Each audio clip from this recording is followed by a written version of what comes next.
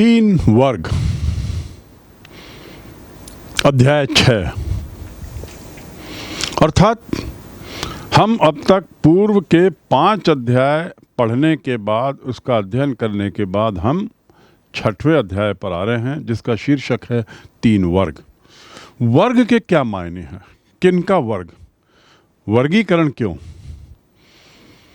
वर्ग होता है, एक तरीके से कहना चाहिए, कैटेगरीज, 3 कैटेगरीज। और वर्गीकरण की जरूरत क्यों पड़ती है? किसी भी चीज़ को यदि हमको व्यवस्थित ढंग से देखना है, समझना है, रखना है, अध्ययन करना है, तो हम उसे कुछ खंडों में बांटते हैं और खंडों में बांटकर फिर खंडवार उनका अध्ययन करते हैं या उनको योजनाबद्ध करते हैं, उनको समाहित करते हैं, आदि आदि। यहाँ जो वर्ग शब्द का ताल्लुक है वह है समाज से। समाज के 3 वर्ग, जिनका अध्ययन हम इस अध्याय में करने जा रहे हैं। दूसरे शब्दों में, ये अध्याय समाज को समर्पित है और समाज के उन 3 वर्गों को समर्पित है, मूल रूप से, जो उस काल का इतिहास बनाते हैं। ये जो अध्याय है 6वां तो है, लेकिन तीसरे भाग का है और उसका शीर्षक है बदलती परंपराएं। अर्थात ये अध्याय बदलती परंपराओं के अध्यायों के क्रम में एक ऐसा अध्याय है जो उस काल में जो कुछ बदल रहा था उसके बारे में बताती हैं। विशेषकर समाज में, सामाजिक व्यवस्था में, राजनीतिक व्यवस्था में भी निश्चित रूप से हम कुछ चीज़ जानेंगे। तो समाज का वर्गीकरण, उसका अध्ययन हम इस अध्याय में कर रहे हैं। ये जो अध्याय है 9वीं शताब्दी से 16वीं शताब्दी तक का है। 8वीं शताब्दी तक के इतिहास को हम पूर्व में पढ़ चुके हैं। साम्राज्यों का इतिहास था, अरब उदय का इतिहास था, इस्लाम के उदय का इतिहास था और यूरोप में घटित घटनाओं का इतिहास था। इस अध्याय में हम 9वीं शताब्दी से 16वीं शताब्दी के बीच की बदलती परंपराओं के क्रम में जो समाज के वर्ग थे उनका अध्ययन करेंगे। तो अगली बात जो इस अध्याय में महत्वपूर्ण है समझने की, वो ये हुई कि यह अध्याय किसी व्यक्ति विशेष का अध्याय नहीं है, किसी घटना का अध्याय नहीं है, किसी अंतर्राष्ट्रीय संबंधों का अध्याय नहीं है, जो कि इसके पूर्व में हुआ है। और सामान्यतः इतिहास को हम यही मानते हैं कि उसमें महत्वपूर्ण व्यक्ति, महत्वपूर्ण घटनाएं, महत्वपूर्ण अंतर्राष्ट्रीय मुद्दे, इनका सम्मिश्रण रहता है और पूरा जो इतिहास है वो इनकी आसपास घूमता है, ये धुरी रहते हैं। इस अध्याय में आप किसी व्यक्ति विशेष का नाम नहीं सुनेंगे जो केंद्र बिंदु है। इस अध्याय में आप किसी विशिष्ट घटना का नाम नहीं सुनेंगे, किसी विशेष वर्ष के बारे में नहीं जानेंगे और कुछ अंतर्राष्ट्रीय घटनाक्रम या कुछ मुद्दे ऐसे भी नहीं उठेंगे। क्यों? क्योंकि हम इस अध्याय में समाज को पढ़ रहे हैं। तो इस अध्याय में हम क्या सीखेंगे? लर्निंग आउटकम क्या होगा? पहला, 9वीं से 16वीं सदी का इतिहास, इस अध्याय का काल। दूसरा, मध्य एवं पश्चिमी यूरोप में घटित कुछ प्रमुख सामाजिक, आर्थिक एवं राजनीतिक परिवर्तनों के इतिहास को जानेंगे। तीसरा, यूरोप में संगठित राजनीतिक शक्ति के अभाव के काल का अध्ययन करेंगे, जो रोमन साम्राज्य के पतन के बाद होता है और जिसकी परिणति सामंतवादी व्यवस्था के रूप में होती है।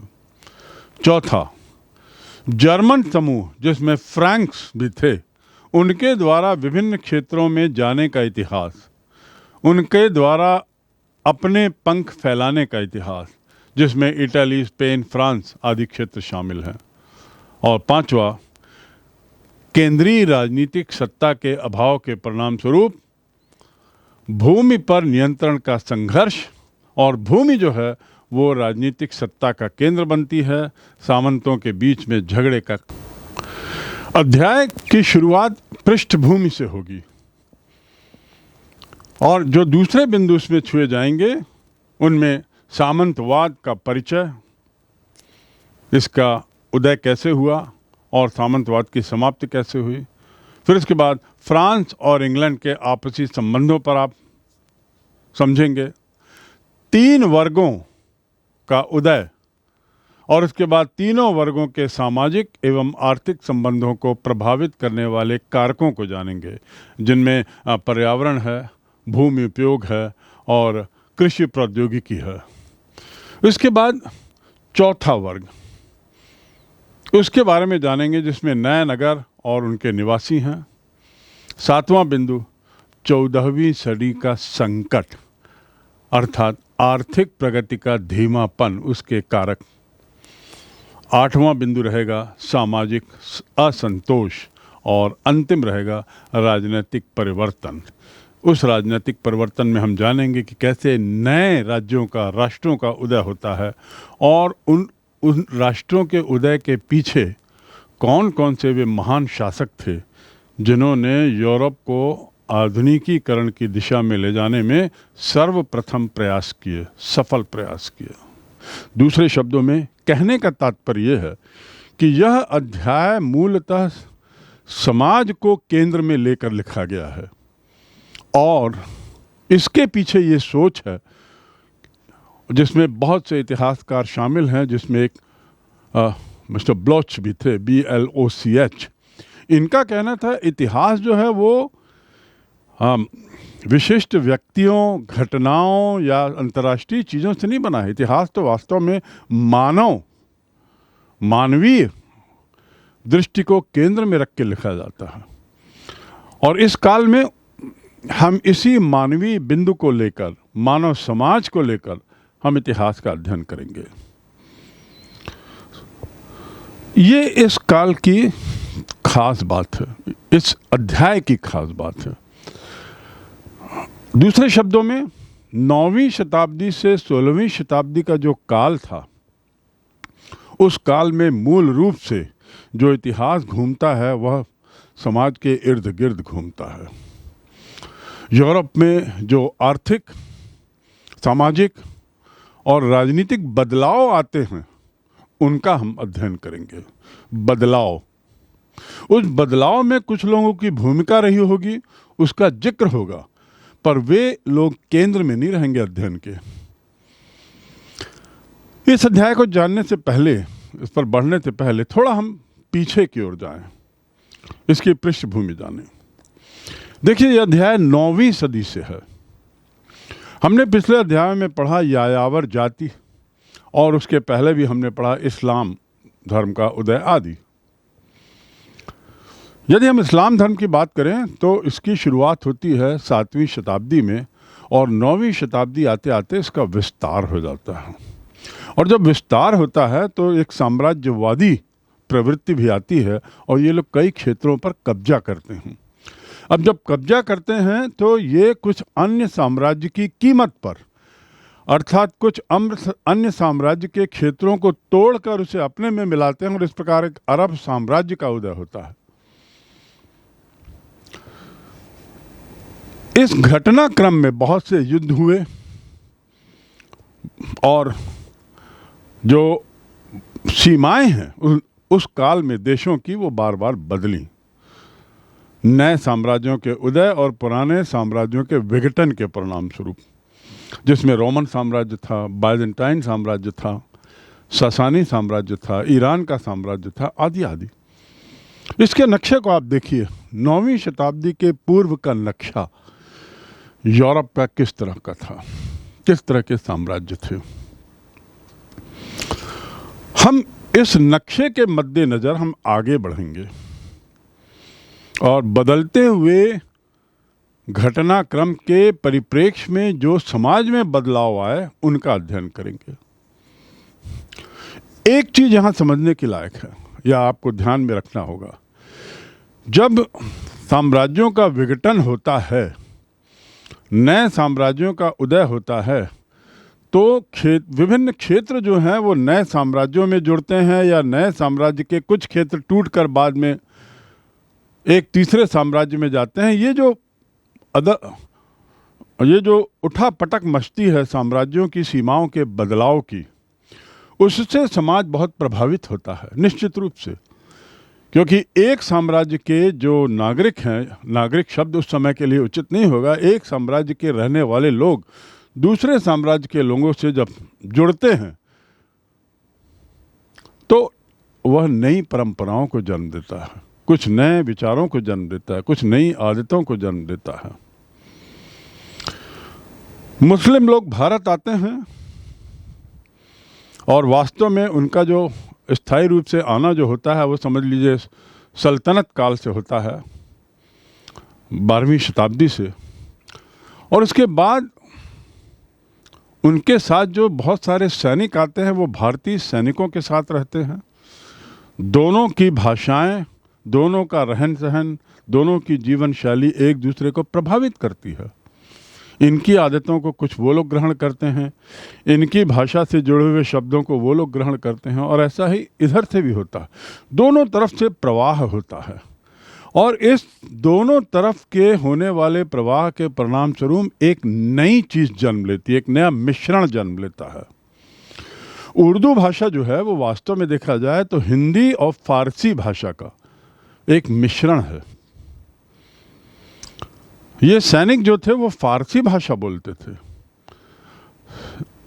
और हिंदू सैनिक जो उनके साथ रहते थे वो अपनी भाषा बोलते थे।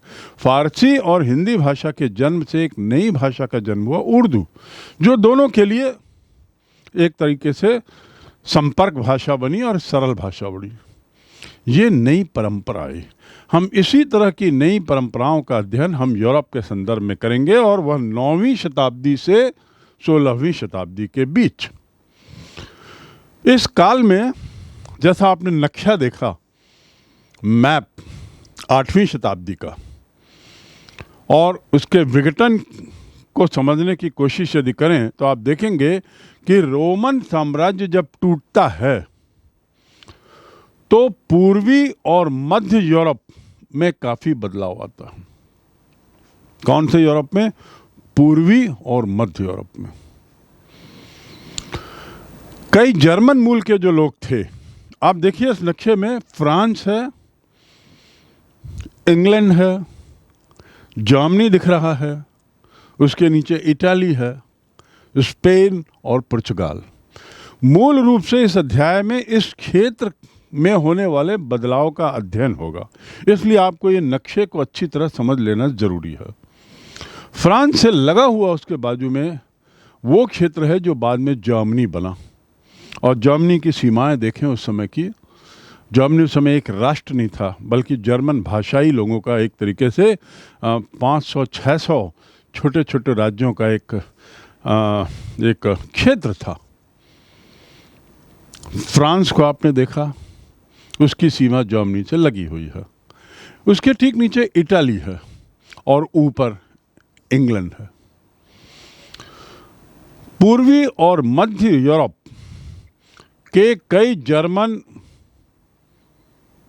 मूल के लोग जो जर्मनी में रहते थे, उस क्षेत्र में रहते थे जो बाद में जर्मनी कहलाया, वे लोग यहाँ वहाँ चारों दिशाओं में जाते हैं जब रोमन एम्पायर टूटता है तो, और उसके बाद विभिन्न क्षेत्रों में बसते हैं, विभिन्न क्षेत्रों पर कब्जा करते हैं। अर्थात ये वो काल है जब हम जर्मन प्रजाति के लोगों का एक तरीके से प्रादुर्भाव देखते हैं, उदय देखते हैं।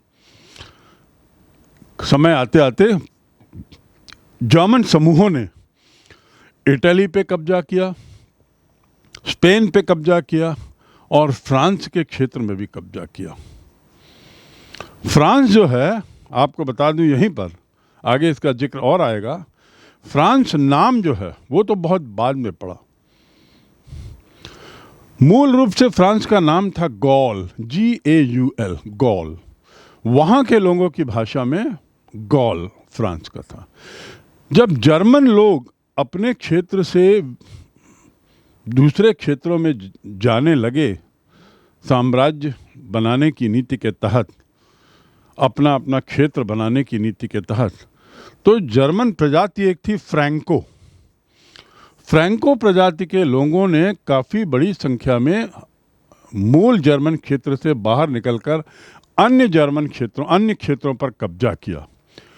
उसी कब्जे के तहत उन्होंने गॉल पर कब्जा किया। और गॉल में जब फ्रैंको प्रजाति के लोगों का एक तरीके से दबदबा बढ़ते गया और वहाँ उन्होंने पूरी तरफ गॉल को जब अपने कब्जे में कर लिया, तो उसका नाम बदलकर उन्होंने फ्रांस रखा। ये नामकरण के बदलाव की घटना इन्हीं काल की है जिसका हम अध्ययन करने जा रहे हैं। संगठित राजनीतिक बल की इस काल में हम कमी देखते हैं, क्योंकि साम्राज्यों का विघटन हो रहा था, नए नए एस्पिरेंट्स, नए नए उम्मीदवार सामने आ रहे थे जो टूटते हुए साम्राज्य में ज़्यादा से ज़्यादा अपना दबदबा बनाने का प्रयास कर रहे थे, और उसके कारण अनेकों युद्ध हुए। युद्ध के कारण बहुत सारी घटनाएं होती हैं, बहुत सारे परिवर्तन होते हैं, क्योंकि युद्ध में हजारों सैनिक जाते हैं। वो सैनिक कौन थे? युद्ध में सीमाएं बदलती हैं, उसके परिणाम क्या हुए? ये सब जो है वो बदलाव का हिस्सा बनी। तो चूंकि उस काल में संगठित राजनीतिक बल नहीं था, ऑर्गेनाइज्ड पॉलिटिकल स्ट्रक्चर नहीं था, तो छोटे छोटे युद्ध बहुत होते रहे। और ये युद्ध किस लिए थे? अपने अपने जमीन के लिए। और जमीन की रक्षा के लिए संसाधन जुटाना बहुत जरूरी हो गया। यदि जमीन ही सब कुछ थी उस काल में, जो सच्चाई है, तो जमीन की रक्षा करना बहुत महत्वपूर्ण हो गया। ये जो छोटे छोटे सारे युद्ध हुए, ये सब जमीन के लिए हुए। अब जमीन से जुड़े, रक्षा से जुड़े संसाधनों का अर्थ क्या हुआ? उसके लिए सैनिकों की जरूरत, घुड़सवारों की जरूरत, हथियारों की जरूरत, धन की जरूरत, आदि आदि। ऐसे संसाधन जुटाना अब बहुत जरूरी हो गया।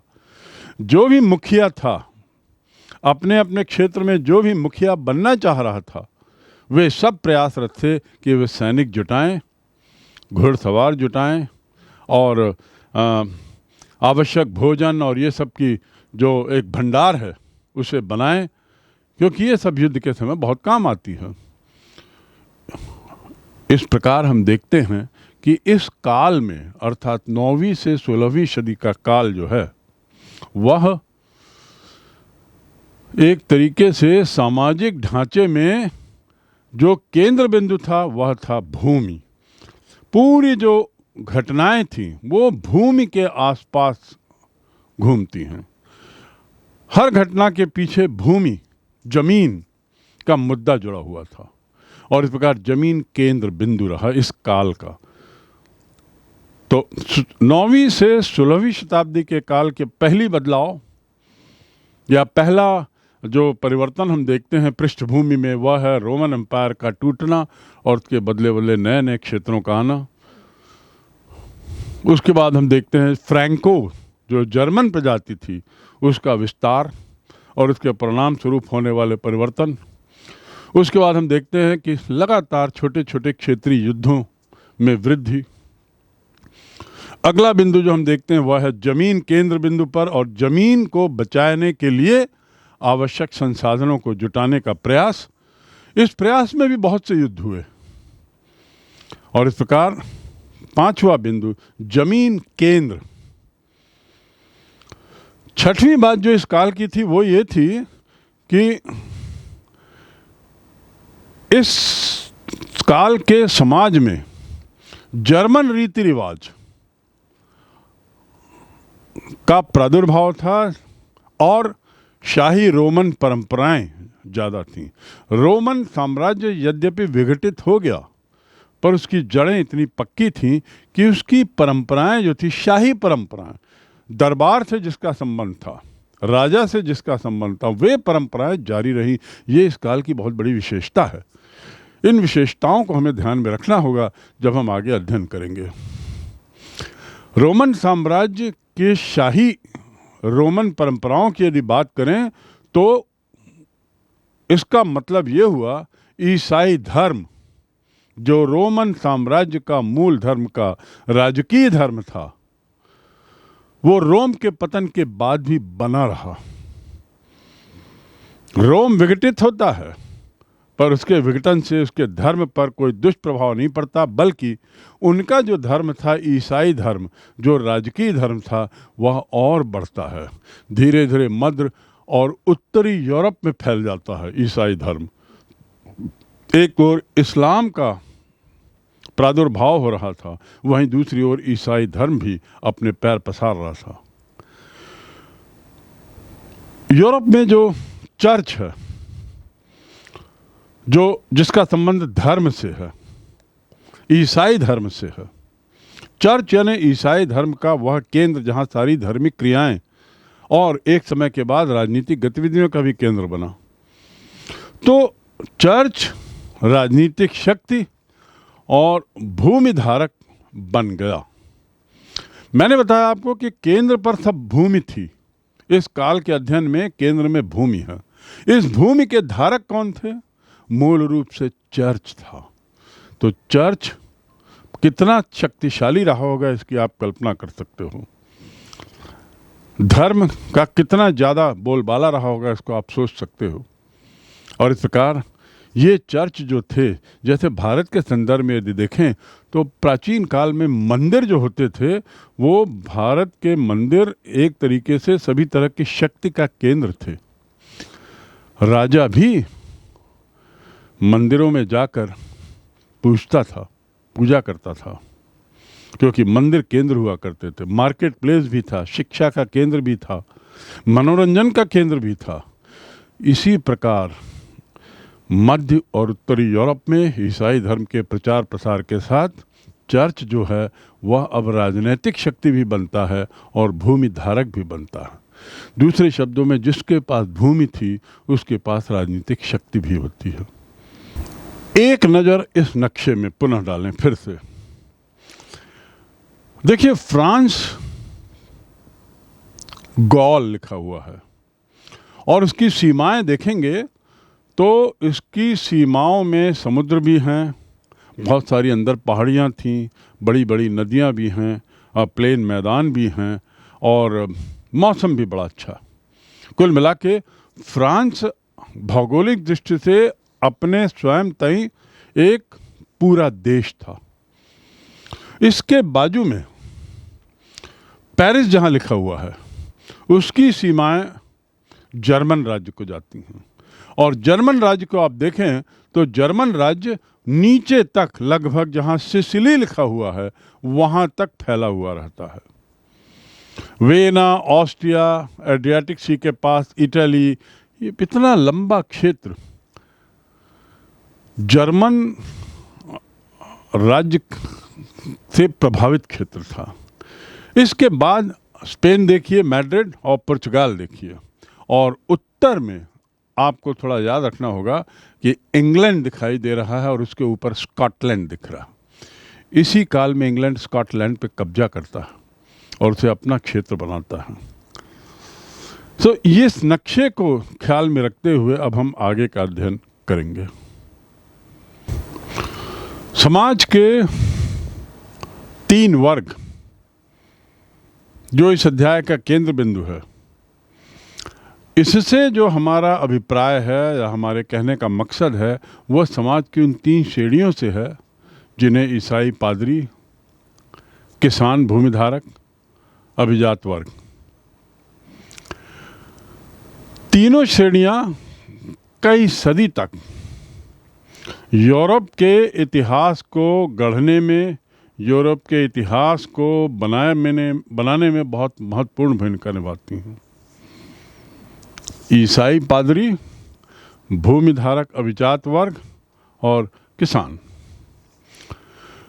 यूरोपीय इतिहासकारों की बात करें तो उन्होंने कई क्षेत्रों के इतिहासों, यहाँ तक कि सभी गांव के इतिहास पर काम किया। और ऐसा इसलिए क्योंकि भू स्वामित्व के दस्तावेज और अन्य डॉक्यूमेंट्स हमें उस क्षेत्र के इतिहास के बारे में बहुत गहन जानकारियाँ देते हैं। अर्थात इन 3 वर्गों के अध्ययन में हमें कौन कौन से स्रोतों की ज़रूरत पड़ती है और कौन कौन से स्रोत उपलब्ध हैं जिनके आधार पर गांव-गांव के इतिहास को हमने एक साकार रूप, एक रूप दिया है और एक समग्र इतिहास बनाने में सफल हुए हैं। तो यदि हम स्रोतों की बात करें तो सबसे महत्वपूर्ण स्रोत है भू स्वामित्व से संबंधित दस्तावेज, डॉक्यूमेंट, ओनरशिप ऑफ लैंड से संबंधित डॉक्यूमेंट, जिसमें ज़मीन के मूल्य, कीमतें, मालिक का नाम, जिसने ज़मीन दी है उसका नाम, तारीख और अन्य विवरण है जो सामान्यतः एक ज़मीनी दस्तावेज में मिलते हैं। ये बहुत महत्वपूर्ण जानकारी है। दूसरा, मूल्य और कानूनी मामले जैसे सभी दस्तावेज। मूल्य और कानूनी मामलों की बात करें तो इसमें जिस कीमत पर ज़मीन का लेन देन हुआ है उसका विवरण रहेगा। इसके अलावा तीसरा, चर्च में, गिरजाघरों में मिलने वाले जन्म, मृत्यु और विवाह संबंधी डॉक्यूमेंट्स, जिसमें जन्म दर, गर्ल बॉय संबंधी जानकारियां और इसके साथ ही विवाह संबंधी जानकारियों से प्राप्त हो जाती है। एक विवाह संबंधी जो एग्रीमेंट होता है, दस्तावेज होता है, ये बहुत तरह की जानकारियां दे सकता है जो इतिहास की दृष्टि से बहुत महत्वपूर्ण हो जाते हैं। तो इन डॉक्यूमेंट्स की मदद से परिवारों की जानकारी मिलती है, परिवारों के बीच में होते हुए संबंधों की जानकारी मिलती है, सामाजिक लैंडस्केप की जानकारी मिलती है। इसके साथ ही जनसंख्या की रचना की बेहतर समझ मिल पाती है। साथ ही चर्चों से प्राप्त जो दस्तावेज हैं वे व्यापारिक संस्थानों के बारे में भी जानकारी देते हैं। ये कैसे? जो व्यापारिक संस्थान थे वे बहुत बार चर्च में दान देते थे या चर्च में अपनी उपस्थिति दर्ज कराते थे या चर्च में प्रार्थना में विशिष्ट दिनों में जाते थे, जिसका रिकॉर्ड रहता था और उस रिकॉर्ड के माध्यम से हम व्यापारिक संस्थानों के बारे में जानते हैं। किस चीज़ में व्यापार करते थे, कहाँ कहाँ से व्यापार होता था, किनके द्वारा व्यापार होता था, व्यापार कैसे होता था, ये जानकारी काफ़ी कुछ इस तरह के दस्तावेजों से मिल जाती। इसके साथ अन्य जो स्रोत हैं वे हैं गीत और कहानियाँ जो उस काल में अच्छी संख्या में लिखी गई हैं। गीत, कहानियाँ ये जो होती हैं हमेशा समाज का दर्पण कहलाती हैं, मिरर ऑफ द सोसाइटी, क्योंकि समाज में जो हो रहा है वही तो गीत के रूप में या कहानियों के रूप में निकल रहा है। कहानियाँ एक तरह की सच्चाइयाँ होती हैं उस समय के समाज की, तो इनके माध्यम से, इनके उपलब्धता से हमें काफ़ी कुछ जानकारी मिल जाती है। चाहे वो उत्सवों की जानकारी हो, सामुदायिक गतिविधियों की जानकारी हो, पारिवारिक जो कार्यक्रम होते हैं उनकी जानकारियाँ हों, सब कुछ उसमें मिलता था। इन सब चीज़ों का उपयोग इतिहासकार करता है और ऐसा करते हुए तत्कालीन आर्थिक और सामाजिक जीवन का, जनसंख्या वृद्धि का और बाद में हुए कृषक विद्रोहों का इसमें जिक्र मिलता है। ये सब के जिक्र के साथ साथ हम पाएंगे कि ये जो डॉक्यूमेंट हैं, जो स्रोत हैं उस काल के 9वीं शताब्दी से 16वीं शताब्दी के, इन स्रोतों के माध्यम से हमें बदलते हुए समाज का भी एक खाका मिलता है। वो समाज जो प्रारंभ में कृषि आधारित या भूमि आधारित समाज था, अब कैसे उसमें बदलाव होता है इसकी झलक दिखाई देने लगती है इन डॉक्यूमेंट्स के माध्यम से। कैसे 13वीं 14वीं 15वीं शताब्दी में धीरे धीरे सामंतवादी व्यवस्था से यूरोप निकलने लगता है, और ये सामंतवादी व्यवस्था से निकलने का घटनाक्रम ही हमें यूरोप के आधुनिक इतिहास की शुरुआत की झलक दे देता है। इसीलिए मैंने प्रारंभ में कहा था कि आधुनिक युग की आहट का ये एक तरीके से काल है। मध्यकाल की यदि हम बात करें तो मध्यकाल लगभग 900-1000 बीसी में समाप्त हो जाता है, 900-1000 एडी में, और आधुनिक काल लगभग 1600-1700 में प्रारंभ होता है। तो ये जो बीच का काल है, यानी 1000 से लगभग 1500 तक का, ये काल ना मध्य है ना आधुनिक है, या बल्कि और कहना उचित होगा कि 900 से लेकर 1200 तक का काल भी मध्य में आता है। 1200-1300 से लेकर 1600 तक का जो पीरियड है, वह पीरियड जिससे हमें सामाजिक बदलाव महसूस होने लगता है, वह पीरियड एक संधि काल भी कहलाता है। संधि काल, किनके बीच संधि? मध्यकाल और प्राचीन काल, मध्यकाल और आधुनिक काल के बीच की संधि, बीच का वो काल। इतिहासकार इन सब डॉक्यूमेंट्स की मदद से ही इस काल के इतिहास को बनाने में सफल हुए हैं, और ये सब डॉक्यूमेंट बहुत आराम से उपलब्ध हैं। गांव-गांव में जहां सामंती व्यवस्था थी, उस काल में सामंती व्यवस्था के कारण इस तरह के दस्तावेजों का बड़े उचित तरीके से रख रखाव भी हुआ है, और इसलिए हम इन सब में परिवर्तन, चाहे जीवन शैली में, चाहे सामाजिक व्यवस्था में, जनसंख्या में बदलाव, विद्रोह, इसको हम बड़ी अच्छी तरीके से समझ सकते हैं। जब सामंती व्यवस्था में ह्रास आना शुरू होता है, उसका एक कारण होता है कृषकों द्वारा विद्रोह। क्यों ये विद्रोह हुए, इसका अध्ययन हम आगे करेंगे, लेकिन फिलहाल आप इतना समझ लें कि बहुत विद्रोह शुरू हुए।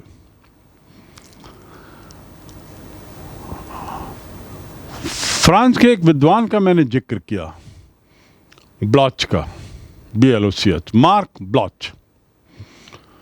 मार्क ब्लॉच वो व्यक्ति है जिसने इतिहास को मानवता, मानव के इतिहास के रूप में कहने पर जोर दिया। सबसे पहले सामंतवाद पर काम इसी ने शुरू किया, अर्थात इस काल का सबसे पहला ऑथेंटिक इतिहास का काम ब्लॉच ने किया। मार्क ब्लॉच का जो काल है 1866 जन्म, 1944 मृत्यु। 1944 अर्थात वो काल जब विश्व में हिटलर बहुत युद्ध के में विश्व को उलझा दिया था, और 44 आते आते उसकी पराजय लगभग तय हो गई थी। उस पराजय के, संभावित पराजय के भय ने उसे एक तरीके से पागल कर दिया था। वह कुछ भी करने को तैयार था। कंसंट्रेशन कैंप्स और नाजियों के द्वारा किए गए विभत्स जो कार्य किए गए, उसे विश्व इतिहास बखूबी जानता है। मार्क ब्लॉच इतने प्रसिद्ध जो इतिहासकार थे, उन्हें हिटलर की फौज ने, नाजी फौज ने उन्हें 1944 में गोली से मार डाला, गोली से उड़ा दिया। इस प्रकार इस प्रसिद्ध विद्वान का जब अंत होता है, तो दुर्भाग्य से उनके द्वारा किया गया बहुत सारा रिसर्च का काम अधूरा रह जाता है। अन्यथा काफ़ी कुछ और गहराई से हमें तत्कालीन सामंतवादी समाज के बारे में जानकारी मिल सकती थी, लेकिन जो भी जानकारी उन्होंने इकट्ठी की है, उसके अनुसार ये बात स्पष्ट है कि उन्होंने इतिहास को मानवीय अध्ययन के रूप में परिभाषित किया है। ये उस वर्ग के विद्वान थे जिनका कथन था कि इतिहास की विषय वस्तु राजनीतिक इतिहास, अंतर्राष्ट्रीय संबंध महान व्यक्तियों का नहीं है। मानव इतिहास को गढ़ने पर ज़्यादा जोर दिया। जन समूहों के इतिहास पर उनका ज़्यादा जोर रहा। जन समूहों के व्यवहार को समझने समझाने पर उन्होंने खास बल दिया। 900 से 1300 के बीच फ्रांसीसी समाज के जो सामाजिक संबंध थे और जो वर्गीकरण था, समाज का वर्गीकरण, जो भूमि व्यवस्था थी, उस काल की जो संस्कृति थी, उसका बहुत ही डिटेल्ड विवरण, असाधारण विवरण ब्लॉक ने अपनी पुस्तक में दिया है, जिसका नाम है सामंती समाज। सामंती समाज क्या है, इसका अध्ययन हम आगे करेंगे। सामंत शब्द का क्या अर्थ है? वैसे फिलहाल हम समझ लें कि सामंतवाद जो है ये एक ऐसी व्यवस्था है जिसके केंद्र में भूमि से जुड़े हुए लोग रहते हैं। ऐसी सामाजिक व्यवस्था, ऐसी राजनीतिक व्यवस्था जिसके केंद्र में भूमि है। सामंतवाद की शुरुआत यूरोप में 5वीं सदी में होती है, लेकिन पूरी तरह से इसका विकास होते होते लगभग 9वीं सदी आ जाती है और 14वीं 15वीं सदी आते आते ये पतन की ओर जाने लगता है। लेकिन काफ़ी लंबे समय तक उसके बाद भी रहता है, लेकिन इसके हम गिरावट देखने लगते हैं। और यही गिरावट का जो काल है, अर्थात 14वीं 15वीं 16वीं सदी, ये काल आगे हम समझेंगे एक तरीके से आधुनिक यूरोप या आधुनिक विश्व के आने की ओर इशारा करता है, इंगित करता है।